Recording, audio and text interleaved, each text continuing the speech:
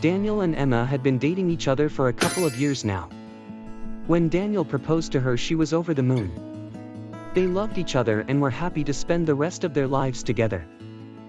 I know you are sincere, but are you sure you want to marry early? I don't even have my own home or a good paying job right now. Yes, I am 100% sure. What matters to me is spending time with you and being there for you when you need me. I am fine with living with your mother. She is so nice to me and it will be wonderful to spend time with her as well. Don't stress too much about all this for now. Let's plan for our wedding and look forward to the happy days ahead of us.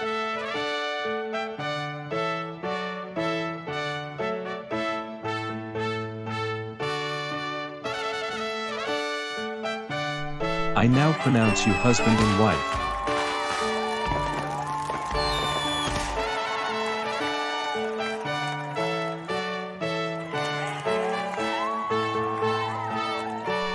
Oh God.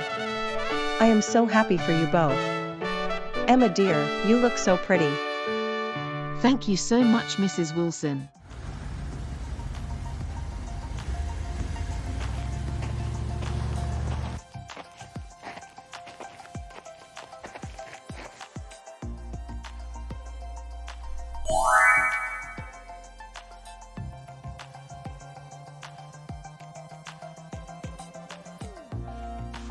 Mrs. Wilson, can you please get that bag for me? These boxes are much heavier than I expected and the bag has some important stuff in it. Mrs. Wilson. You think I am your servant. Don't expect me to help you. I already let you marry my competent and handsome son, and now you're moving into my house. Give that to me, dear. You shouldn't carry such heavy things. I'll help you. Don't worry about any sort of work while you are here, and think of me as your mother and this house as your own. Emma lost her job a few days ago, and hence while Daniel is out for work, Emma stays at home with Daniel's mother. Emma, since you are living in this house for free, you need to do all the dishes, wash all the clothes, and clean the house.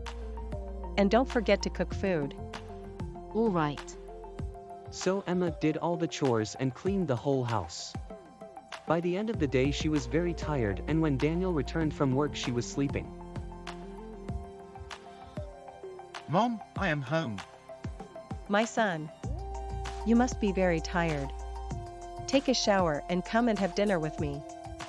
Although I was tired from working all day, I cooked your favorite dish for you.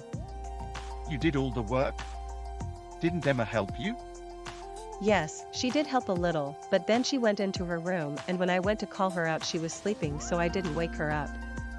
Don't tell her that I told this to you. She'll adjust with time. Mom, you are amazing. You care so much for Emma. I love you. They go inside together and have dinner. When Emma wakes up, both of them have already eaten, so she eats alone.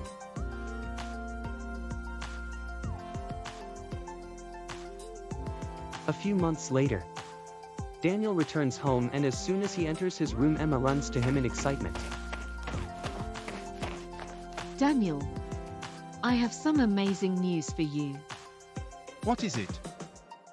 You are going to be a father soon. What? Oh God. This is such amazing news. I am so happy. Yes, so am I. The reports came this afternoon, and I had been waiting to tell you since then. Did you tell Mom? I was planning to tell it to you first. All right. Let's go and tell her.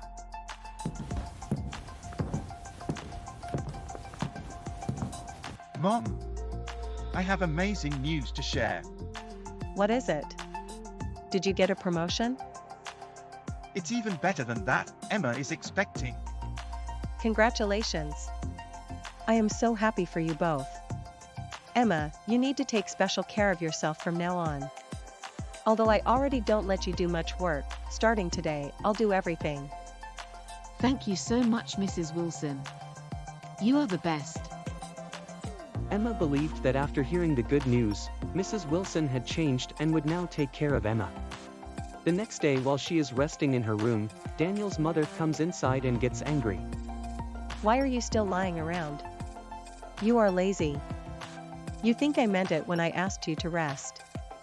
I won't tolerate you lying around in the house uselessly. Complete all the household work. But For a few weeks, Emma listens to Daniel's mother and keeps on working without telling Daniel about anything. His mother would pretend that she was the one doing all the chores and Emma would be resting all day. I want you to come and help me clean the basement. the basement stairs are too rickety. It might be risky for me. Here you go again, you good-for-nothing, lazy woman. My son is so good-looking and competent. I never wanted him to marry you, but he didn't want to leave you. You don't even have a job. You should thank me for letting you stay in my house.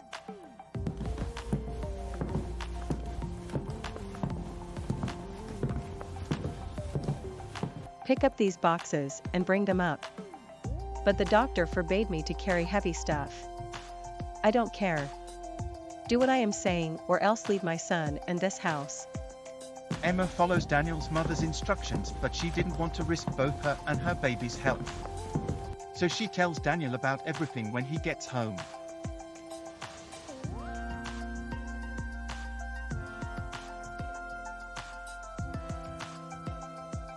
How dare you say such things about my mother? I know how kind she is and how good she has been to you.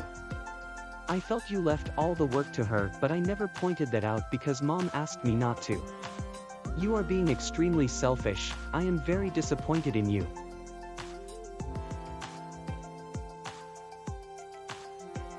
Emma feels like she's at the edge of a cliff. She can either continue doing tasks that could risk her child's life or continue living in this house. She doesn't blame Daniel for not believing in her, as his mother has been very clever in manipulating her image in front of Daniel. But she also feels disappointed as Daniel didn't trust her after years of loving and knowing each other.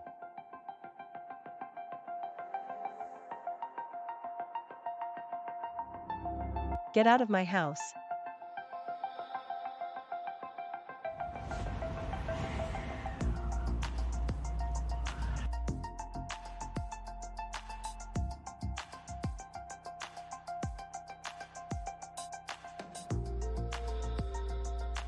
I will make sure to convince Daniel.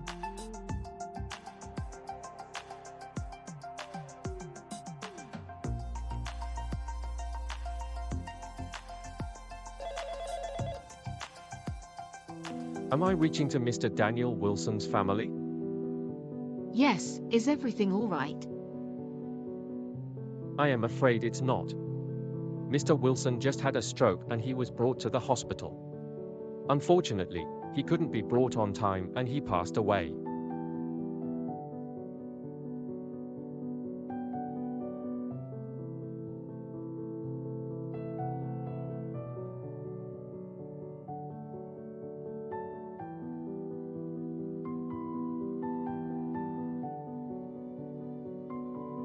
Emma couldn't accept the fact that her husband is not with her anymore. She felt like her whole world had ended and it was devastating for her. Her husband was very young and having a stroke was unpredictable. But the unpredictable had happened. Daniel, I miss you so much. The doctor said our child will be here in a few weeks. I feel very bad that she won't have a father who would love her.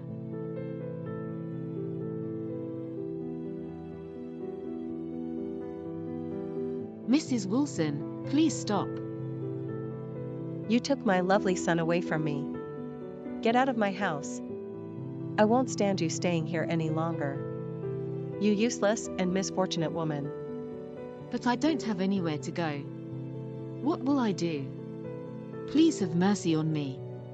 I beg you. Mrs. Wilson was stubborn and before Emma could protest she slammed the door. Emma had nowhere to go. She took her stuff and started living on the streets. At first she sold her belongings to get food, but then she ran out of that as well. She started begging for food, and when she doesn't get any food, she starts eating from trash. I guess Mrs. Wilson was right. I am misfortunate and useless. I lost my parents and my husband. I don't have a job or a home or money. I won't even be able to provide for my baby.